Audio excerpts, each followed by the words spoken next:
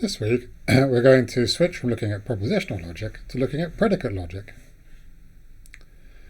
So far we've looked at propositional logic, and we can say things like, if it's raining or sunny and it's not sunny, then it's raining, or R or S and not S implies R. And we can say things like version 1 is installed, or version 2 is installed, or version 3 is installed. We can do it by listing all the possibilities in a great big OR. But what we can't say is universal and existential statements. So we can't say something like, every day is sunny or rainy. Today is not sunny, so today is rainy. Or some version of the package is installed. So there's no way to make existential statements, like some version, and no way to make universal statements, like every day. The best we can do is just list the possibilities. So we can say, every day is sunny or rainy, only if we can list all the days individually. So we can say Monday is sunny or rainy, Tuesday is sunny or rainy, and so on. But universal statements are extremely common. So this goes back to Aristotle in ancient Greece. So the classical examples are these kind of so-called syllogisms. So all humans are mortal, Socrates is a human, therefore Socrates is mortal. And as all human are mortal is just one statement by itself. We don't write out that human A is mortal, human B is mortal, human C is mortal, and so on. We just say all humans are mortal. Another example is no bird can fly in space. Owl's a bird, therefore owls cannot fly in space. And we haven't listed every single bird in the world and said individually that it can't fly in space. And universal and existential statements are common in computer science as well. So in database queries, these are often really just existential statements.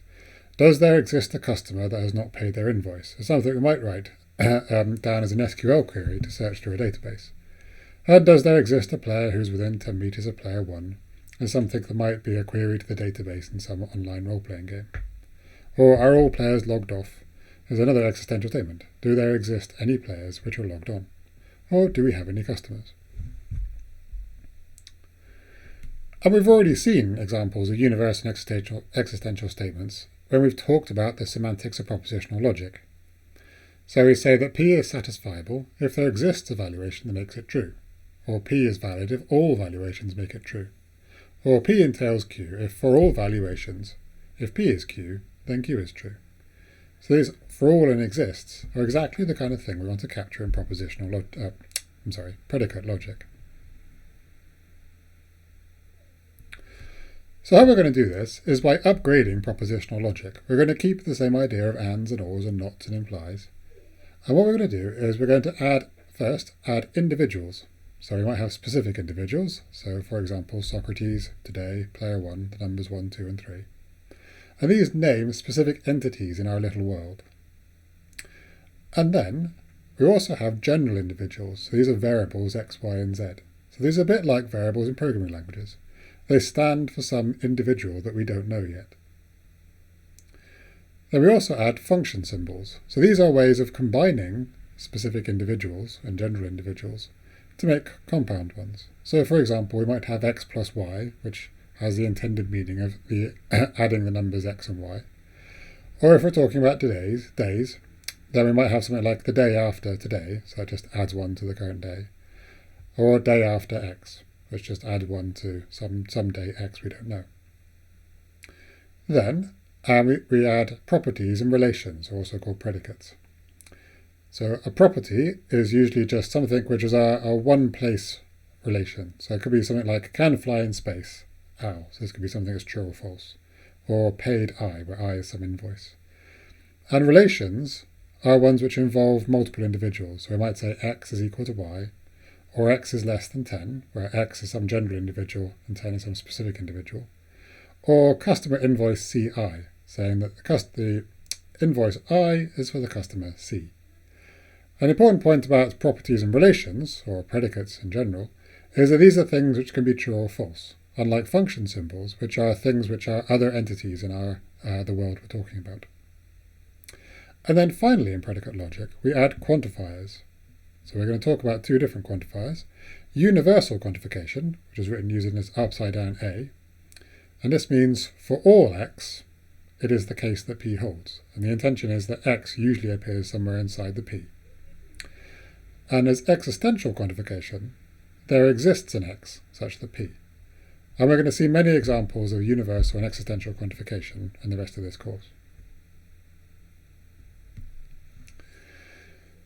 Now, the easiest way to think of the syntax of predicate logic is that it comes in two layers. We have terms built from individuals and function symbols, so as we've seen, general variables like x, specific individuals like Socrates and player 1, and then function symbols applied to individuals. So the day after today, or 2x plus 3y for 2 times x plus 3 times y, the name of some customer, and we can nest function symbols as well. So the day after, some day. And then formulas are built from properties and relations, so things like customer and logged off, connectives and the quantifiers. So for example, we might have, there exists a customer x and x is logged off. Or for all x, if x is human, then x is mortal. So just to spell out the anatomy of a formula in the different parts, I'm going to go through several examples. So here's the sort of original classical formula, all humans are mortal. So for all x, if human x, then mortal x, in modern notation. So the first part is the variables. So here x, standing for general individuals. An important point here is that these two x's refer to the same individual, so they have the same name. Then we have properties, or predicates of those individuals. So here, in this part, we're saying that this x is human. So this is if x is human, then over here we're saying x is mortal. And then we have connectives, as in propositional logic. So this implication here is connecting these two predicates. And finally, in this formula, we have quantifiers telling us how to interpret the general individual x. If we just take the sub-formula without the quantifier, then we don't know whether we're talking about all x's or some x. So the quantifier tells us that we're talking about all x's. Here's another much simpler example. Socrates is human. So we have a specific individual, Socrates, that I've written here in a sans serif font, and then a property of that individual, the fact that Socrates is human. Here's a slightly more complicated formula. This is one way of saying no bird can fly in space. So we have an individual x, so this at this point stands for any individual. Then we have properties or predicates of those individuals, so we're saying that x is a bird and x can fly in space. Then we have connectives, so here we have and to connect these two, and we have a not on the outside, which is going to change the meaning of the exists. So this sub-formula here says, there exists an x such that x is a bird and x can fly in space. And then the not on the outside says, in fact, this is not true. There does not exist a bird that can fly in space. So here's an example using function symbols. If it is raining on a day, then it is raining the day after. So for all days, it's raining on day D, then it's raining on the day after D. So again, we have variables standing for general individuals. We have a function symbol performing an operation on an individual. So the way we think of this is that our universe, or world here, consists of just days.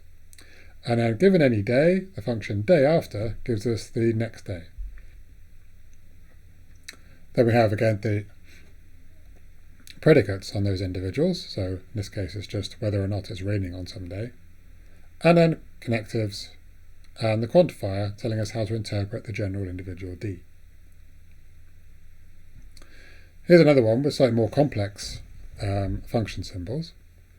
So this is a way of expressing that every number is either even or odd. So for all n, there exists a k, and either, so we have an or, n is equal to k plus k, so it's an even number, or n is equal to k plus 1, so it's an odd number. But again, now we have general individuals, n and k, and one specific individual, number 1. We have function symbols, in this case it's addition. We have relations between individuals, so here we have equality as our particular relation symbol. We have connectives, as in propositional logic, and now we have two quantifiers, for all and n exists, telling us how to interpret the general individuals n and k. So here's a few more examples. Every day is raining or sunny, so for all days, either raining on that day or sunny on that day. And an example of what might be a more complex query, does there exist a player within 10 meters of player 1? So does there exist a player P, or does there exist an entity P such that P is a player, and the distance from the location of player P and the location of player 1 is less than 10. Here are some simple examples from mathematics that show that predicate logic is a supremely powerful way of writing down statements, and indeed we can write down statements that either are extremely difficult to answer or no one knows the answer to. So the first one here is Fermat's last theorem. So this says, for all n greater than 2, it is not the case there exist three numbers a, b, and c such that a to the n plus b to the n equals c to the n. So when n is 2, this is just Pythagoras' theorem, but when n is greater than 2, there in fact don't exist three whole numbers that make this true. So this was stated by Pierre de Fermat in 1637, but not actually proved until 1994. And indeed, Fermat actually wrote in the margin, I have a proof of this wonderful theorem, but this margin is too small to contain it. And it's now widely believed he didn't actually have a proof. He was mistaken.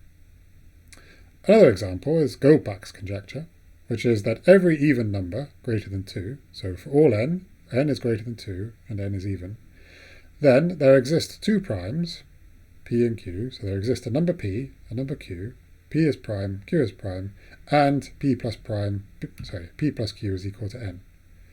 So nobody knows if this is true for all n. It's been verified up to some extremely large numbers, but nobody knows if it's true for all n.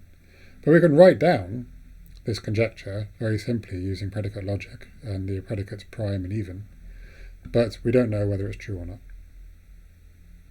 So in summary, predicate logic upgrades propositional logic by adding individuals x, y, and z, functions like plus and day after, predicates like equals, even, odd, prime, and so on, and importantly, the quantifiers for all n exists.